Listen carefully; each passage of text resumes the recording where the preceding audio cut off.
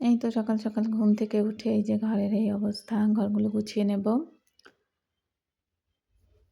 গুছাতে গুছাতে আবার রান্নাও করতে হবে, কারণ ঘুম থেকে যেহেতু একটু দেরি করে উঠি, দেরি করে ঘুমাই, দেরি করে উঠি, যার কারণে দুপুরবেলা কাজের অনেক প্যারা পড়ে যায়। বাচ্চাদের গোসল করানো, খাওয়ানো, ঘুম পাড়ানো, দেখা গেছে ঘর-দুয়ার গুছানো, কাপড় ধোয়া, অনেক ঝামেলা হয়ে যায়। তাই রান্নাও করি, ঘরও গুছাই, সবগুলো একসাথে কাজ করি। একটু এটা, একটু সেটা, এভাবে। এই তো কড়াই চুলায় দিয়ে দিলাম, মাছগুলো ভেজে নেব। আজকে রান্না করব রুই মাছ। বাজার থেকে বড় বড় সাইজের কেটে দিয়েছিল ওই বাজারের লোকেরা। আমি একটু ছোট ছোট করে কেটে নিলাম। এইভাবে কাটলেই আমার কাছে ভালো লাগে। এই তো বেগুন, আলু, টমেটো দিয়ে আজকে রুই মাছের ঝোল করব। পাশে বসিয়ে দিলাম ভাত। এই যে মাছগুলো আমি ভালো করে ভেজে নিচ্ছি।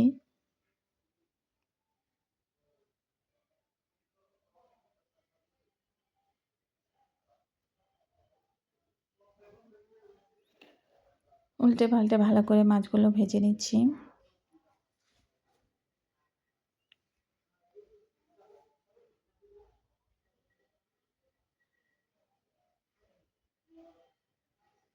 ভাতটাও হয়ে গেছে, এই ফাঁকে মাছটাও হয়ে গেছে। চুলাটা বন্ধ করে আমি বাচ্চাদেরকে একটু দেখে আসি, দেখি ওরা কি করছে।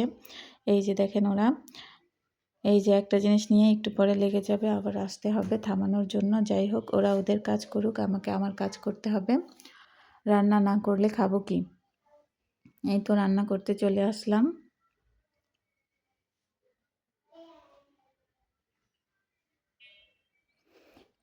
আলু টমেটো সব একসাথে কষিয়ে নিলাম। বেগুনটা একটু পরে দিয়েছিলাম, কারণ বেগুনটা একটু নরম।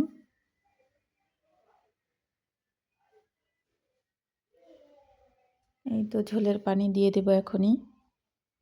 কষানো হয়ে গেছে, ঝোলের পানি দিয়ে দিলাম।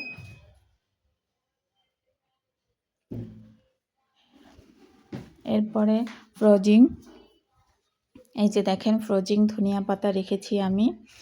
প্রায় 1 মাসের মতো হয়েছে এই ধনিয়া পাতাগুলো রেখেছি।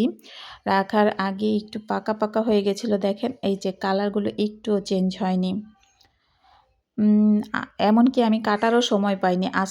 আস্তা ধনিয়া পাতাগুলো ধুয়ে এই কন্টেনার করে রেখে দিয়েছি। ওগুলো যখন উঠাচ্ছি তখন এমনিতেই গুঁড়ো গুঁড়ো হয়ে যাচ্ছে। কালার, গন্ধ কোনোটাই নষ্ট হয়নি। এই যে এই ফাঁকে ওদেরকে গোসল করিয়ে নিলাম। গোসল করে এই যে কাপড় চোপড় পরিয়ে দিলাম। অফ ক্যামেরা এগুলো করে নিলাম। এখন ওদেরকে ল্যাপটপটা ছেড়ে দেব, দেখি একটু দেখে কিনা। এই যে দেখতেছে, দুই বোন খুব সুন্দর করেই ল্যাপটপটা দেখতেছে। ওদের খাবারের ব্যবস্থা করে গিয়ে যায়, যে খাবারের ব্যবস্থা করি। এই তো ওরা ল্যাপটপ দেখতে থাকুক। আর দেখতে দেখতে ভিডিওটি দেখতে দেখতে এই পর্যন্ত যারা চলে এসেছেন তাদের উদ্দেশ্যে আবার একটি বোরিং কথা বলে নিচ্ছি প্রতিদিনের মতো। সেটা হলো, আমার ভিডিওটি যদি আপনাদের ভালো লাগে তাহলে আমার চ্যানেলটা সাবস্ক্রাইব করবেন, পাশে থাকা বেল আইকনটা বাজিয়ে দেবেন। এতে করে ভিডিও ছাড়া মাত্রই নোটিফিকেশন চলে যাবে আপনার কাছে। লাইক দিয়ে ভিডিওটা দেখবেন। অবশ্যই ভিডিও শেষে একটা গঠনমূলক ছোট্ট কমেন্ট করবেন।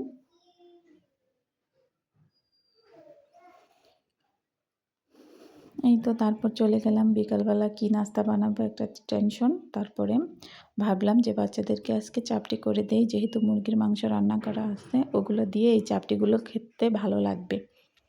ধনিয়া পাতা, কাঁচা মরিচ, পেঁয়াজ, একটু হলুদ, মরিচ, লবণ সব কিছু দিয়ে আটাটা গুলিয়ে নিয়েছি। গোলানোর পরে এই চাপটিটা বানিয়ে নিচ্ছি।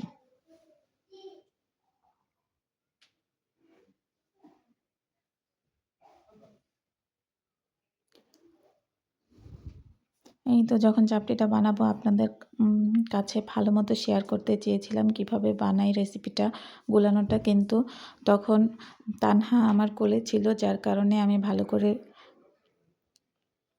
রেসিপিটা শেয়ার করতে পারিনি। আবার ক্যামেরাও আমার হাতে ছিল। যাই হোক, এক হাত দিয়ে আমি যতটুক দেখাচ্ছি অতটুকুই একটু সহ্য করে দেখে নেন।